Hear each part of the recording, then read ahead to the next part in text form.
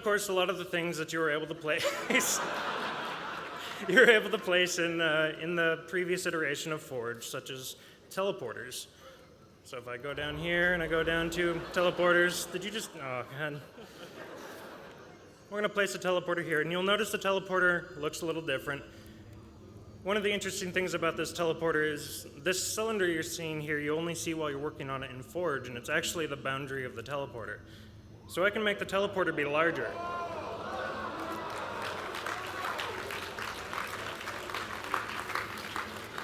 But wait, there's more. You can also decide what gets to teleport through it. For example, players, land vehicles, heavy vehicles, flying vehicles.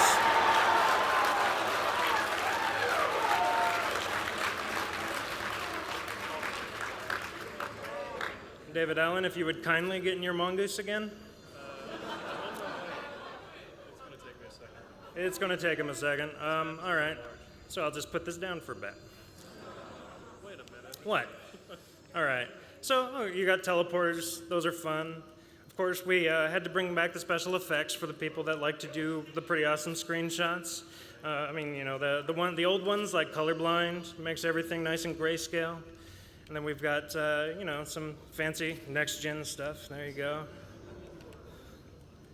Old-timey, now it looks like an old film. All right, here comes David Allen. Oh wait, stop. Forgot to set the teleporter. There you go. That's gonna end great, he'll be fine. Oh!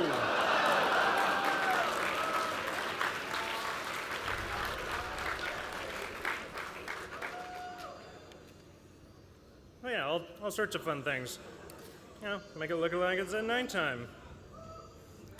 Just, all right, so that's a pretty good sampling of some of the different gadgets you're able to play with. That's an example of a bridge being put in my face.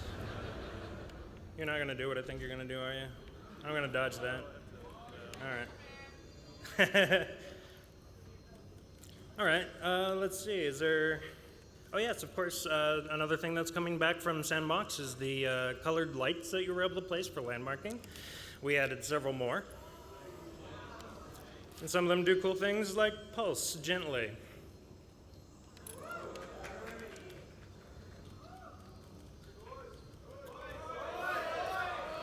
Toys. So they want to look at toys. So of course the golf ball and the golf club are back. Most important thing we've ever done ever.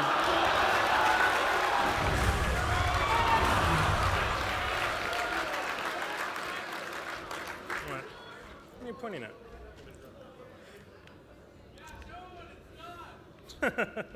Oh God. All right, so we've had a pretty good look at Forge World itself. Let's take a look at some of the things that we've done with Forge World. It's been very important for us from the very beginning to make sure that Forge is awesome to use. We'll be right back. Simmer down. What day when chess was April Fool's, my friend? But again, it was very important for us from day one to make sure that Forge is awesome to use. We saw the things that people were doing, and I don't just mean the maps. I mean the art and all the crazy things that you guys have come up with.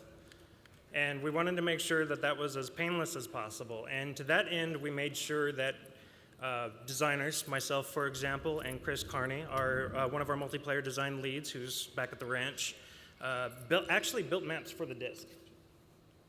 What's that? Okay. So we're going to show you another map from the Forge World list called The Cage. And this is a map that Carney built originally completely inside Forge. And it's going to be on the disc and matchmaking when you pick up your copy.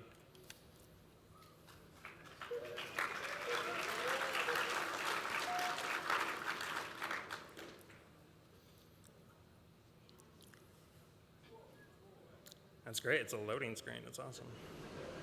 All right.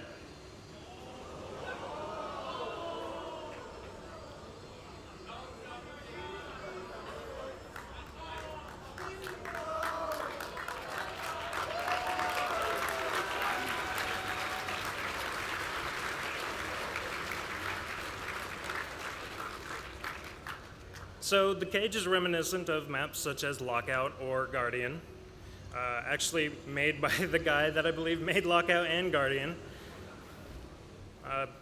He's not a one-trick pony, I promise. It's an asymmetrical map built onto the cliffside, which isn't actually one of the spaces that we had planned for building on Forge. This was actually just a demonstration that just because we've built these unique spaces doesn't mean you actually have to use them. You can build pretty much wherever. And what Carney did here is he built this nice asymmetrical map, and he added, here's the kill volumes I mentioned earlier. So if you fall far enough into this volume, you'll die, similar to like falling in Lockout, for example, or Blackout.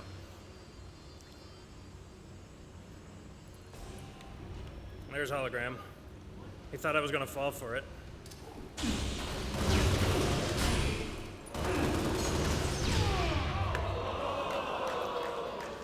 Is this just the theme today? Is that I get my butt kicked all day today? All right. So what you saw there was that he used hologram, but if you haven't noticed just yet, I don't have an armor ability attached. The way he did that was that he was actually able to place his own. In custom games, you are actually able to define whether or not a user can have armor abilities at the start or if they don't, and then you can build a map in Forge where they actually have to pick them up like power items, like an overshield or active camo. I drop that there, then I go and I pick it up, and now I can sprint.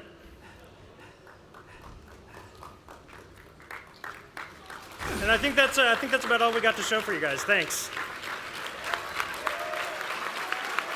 I'm going to show the viaduct. Yep. Oh, that's right. Tell David to back up. All right, thank you. I kind of feel sorry for anyone that's just walking in. It's like, when did Halo turn into Legos? I don't even know what's going on. But obviously, the team's put a ton of work into this, and we really can't wait to see what all of you do as soon as we put this tool in your hand in September. I did... Say what? I don't think we have a unicorn in here. Sorry. All right, we'll do Q&A at the end. Just to kind of wrap up, I know we had a lot of stuff, and we actually have a lot of people that worked on Forge World that obviously couldn't be here today. So really quickly, I thought we'd just switch over. I wanted to show you, we have a new Vidoc that we prepared that's actually going to get released tonight at 7 o'clock. So we thought we'd give you guys the first glimpse of it. You've already seen Forge World before anybody else in the world, so we wanted to just give you a quick view of this Vidoc, and then we have one more really sweet thing to show you. So let me just see if I can remember how to navigate this here. Video library, yes.